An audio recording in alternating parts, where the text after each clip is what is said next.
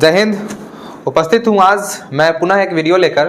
पिछले वीडियो में हमने दो प्रश्नों को बनाने का बात किया था, जिसमें एक प्रश्न काफ़ी महत्वपूर्ण प्रश्न को बताया गया था और यह उसका शेष प्रश्न है। दूसरा प्रश्न है, यह भी बीएससीबी परीक्षा के लिए काफ़ी महत्वपूर्ण प्रश्न है। तो आते हैं प्रश्न में। प्रश्न कैसे बनता है इसको देखते हैं। प्रश्न है, भूमि के एक बिंदु से एक 20 मीटर ऊंचे भवन के शिखर पर लगी एक संचार मीनार के तल और शिखर के उन्नयन कोण क्रमशः 45 डिग्री तथा 60 डिग्री है। मीनार की ऊंचाई ज्ञात कीजिए। जैसा कि हमने पिछले वीडियो में बताया था कि मीनार में और भवन में या खंभे में हमेशा आपको याद रखना है कि कौन बड़ा होता है कौन छोटा होता है, ये वस्तु स्थिति को समझना है। आते हैं इस प्रश्न को देखिए फिर से। भूमि के एक बिंदु से एक 20 मीटर ऊंचे भवन के शिखर, तो सबसे पहले भवन बनाएंगे। भवन का एक ये क्षैतिज है भूमि, और ये भूमि के एक बिंदु से एक 20 मीटर ऊंचे भवन के शिखर पर लगी। देखिए 20 मीटर ऊंचा ये भवन हुआ, ये 20 मीटर ऊंचा भवन है और इसके शिखर मतलब ये भवन का पाद है और ये भवन का शिखर है, और इसके शिखर पर लगी भवन के शिखर पर लगी एक संचार मीनार के तल। ये संचार मीनार है, मतलब ये मीनार है का ये तल है और ये शिखर है। संचार मीनार का ये तल हुआ और ये संचार मीनार का शिखर हुआ। तल और शिखर के कोण क्रमशः 45 डिग्री और 60 डिग्री है। तो तल का पहले है फिर शिखर का है, शिखर के ये रहा, तो ये कोण ये है 45 डिग्री तल का और शिखर का। हमेशा याद रखिएगा, जब भी छोटा त्रिभुज में जाएंगे तो थीटा कम बनेगा, और जब बड़ा त्रिभुज लेंगे पूरा त्रिभुज लेंगे तो उस समय थीटा का मान ज्यादा होगा, अर्थात कोण का मान ज्यादा होगा। देखते हैं, यहाँ हमें ज्ञात करना है इस प्रश्न में, प्रदत्त प्रश्न में हमें मीनार की ऊंचाई ज्ञात करनी है। तो हमारा मीनार इतना दूर है, यहाँ से यहाँ तक मीनार है और यहाँ से यहाँ तक पॉइंट भवन है। इसका नाम इस प्रकार देंगे, ए बी, ये सी है और ये डी है। अब आते हैं प्रश्न को कैसे हल करेंगे। तो हमें ज्ञात करना है कि मीनार की ऊंचाई ज्ञात की, जो हमें ज्ञात करना है उसी को मान लेते हैं। ये मान लेते हैं कि मीनार एडी है और इसकी ऊंचाई h मीटर है।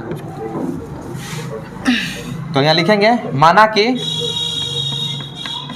कि मीनार की ऊंचाई एडी बराबर h मीटर। ठीक है। अब आते हैं, लिखेंगे इस प्रकार से कि इसलिए समकोण त्रिभुज डीबीसी में, समकोण त्रिभुज डीबीसी में ये दो समकोण त्रिभुज वाला प्रश्न है, और परीक्षा में इसी तरह का प्रश्न पूछा जाता है जिसमें समकोण त्रिभुज दो बने हो। तो समकोण त्रिभुज डीबीसी में थीटा का मान, ये छोटा वाला बताए हैं अभी कि छोटा त्रिभुज लेंगे तो थीटा का मान छोटा रहेगा और पूरा बड़ा त्रिभुज लेंगे तो थीटा का मान अधिक होगा। तो ये त्रिभुज तत्काल हम ले रहे हैं क्या, डीबीसी, तो इसमें थीटा का मान होगा कितना, 45 डिग्री। तो इस 45 के डिग्री थीटा के लिए ये क्या हुआ, 45 के ठीक सामने वाला ये लंब हुआ, और ये क्या है, इसका आधार है। क्योंकि समकोण यहाँ है तो ये कर्ण होगा। तो लंब और आधार कौन सा संबंध दिखाता है, तो tan का दिखाता है। यहाँ लिखेंगे, इसलिए समकोण त्रिभुज डीबीसी में tan 45 डिग्री बराबर लंब बटा आधार, अर्थात db बटा bc। अब tan 45 का मान रख देंगे। tan 45 का मान आपको मालूम होना चाहिए, 1 होता है, और ये db का मान कितना है, दिया हुआ है 20, और bc अज्ञात है तो bc का bc रहने देंगे। इस यहाँ पे कोणीय गुना कर लेंगे, क्रॉस मल्टीप्लाइकेशन, तो ये गुना हो जाएगा तो bc एक कम bc और 20 एक कम 20, इसको समीकरण 1 इंडिकेट करेंगे, 1 मान लेंगे समीकरण 1। अब लिखेंगे पुनः समकोण त्रिभुज abc में, देखते हैं, लिखेंगे पुनः समकोण त्रिभुज ABC में। तो देखिए समकोण त्रिभुज ABC की चर्चा हो रही है। तो यहाँ पे ABC ये DBC से बड़ा है और ये मूल त्रिभुज है, तो इसमें थीटा का मान अधिक होगा, अर्थात 60 डिग्री का प्रयोग करेंगे। तो समकोण त्रिभुज ABC में tan 60 डिग्री बराबर हो जाएगा, tan ले रहे हैं तो लंब बटा आधार ही सूत्र होगा, तो इसके लिए लंब का काम करेगा A से B तक, अर्थात AB, और आधार के रूप में है BC। अब tan 60 का हम वैल्यू रख देंगे कितना होता है मालूम होना चाहिए आपको, tan 60 का मान होता है √3। और ए बी कितना है, तो ए बी को दो टुकड़ा में यहाँ पे लिया गया है, A D plus D B, यहाँ लिखेंगे A D plus D B और बट्टा बी सी, तो बी सी का बी सी रहने देंगे। अब यहाँ पे कोणीय गुना कर लेंगे फिर से, तो हो जाएगा A D plus D B बराबर बी सी √3। ठीक है, अब क्या करेंगे, इनके मानों को रख देंगे यहाँ पे।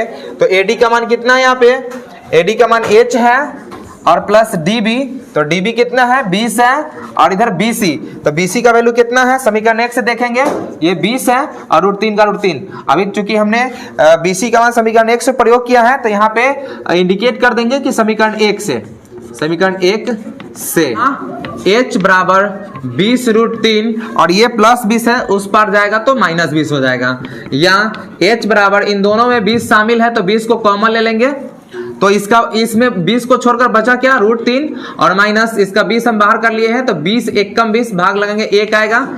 इस तरह से या h = 20 और √3 का यहाँ पे मान रख सकते हैं, तो √3 का मान होता है, आपको याद रहना चाहिए, √3 का मान और √2 का मान, √3 का मान 1.732 और √2 का मान होता है 1.414। समय अलग अलग प्रश्नों में अलग अलग इन सभी मानों का प्रयोग किया जा सकता है, तो √3 के बदले में रख रहे हैं क्या 1.732 और -1 का 1, या h बराबर 20 गुने 1.732 से 1 घटेगा तो बचा क्या 0.732।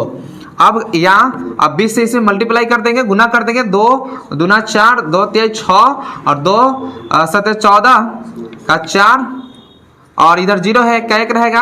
अब दशमलव एक 0 डाल देंगे इसका 20 के लिए, और दशमलव के बाद इधर 3 अंक है, तो यहाँ पे इधर से गिनेंगे पीछे से 1 2 3, यहाँ पे दशमलव रखेंगे, तो दशमलव के बाद यहाँ पे 0 पर रहा, ये हट जाएगा, तो h बराबर बचा क्या 14.64। तो यहाँ लिखेंगे अतः जो हमने माना था, क्या माना था, मीनार की ऊंचाई, अतः मीनार की ऊंचाई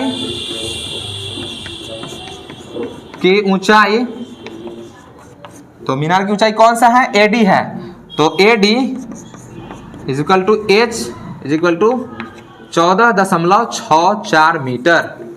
ये रहा आपका आंसर, और बिहार विद्यालय परीक्षा समिति के द्वारा यही आंसर मान्य है। ये काफी महत्वपूर्ण प्रश्न है, और इस प्रश्न को बार बार छात्रों को बनाते रहना चाहिए अपने मार्क को बढ़ाने के लिए। छात्रों, अब आप इस वीडियो का स्क्रीनशॉट, वीडियो को पॉज करके ले सकते हैं और अपने कॉपी में, अपने नोटबुक में इसको ऐड कर सकते हैं, लिख सकते हैं। ठीक,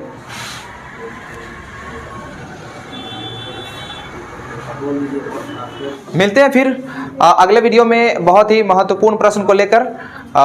तब तक आप इन प्रश्नों का अध्ययन करते रहें, स्वतः बनाते रहें। जय हिंद।